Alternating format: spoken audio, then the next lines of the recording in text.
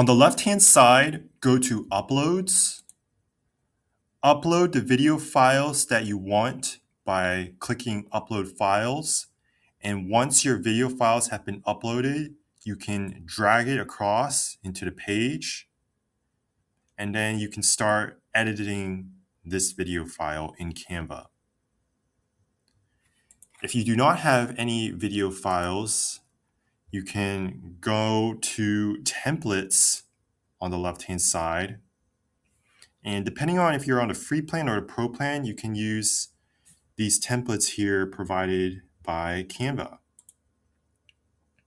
So let's say I can use this template here and I can start editing this video clip as well.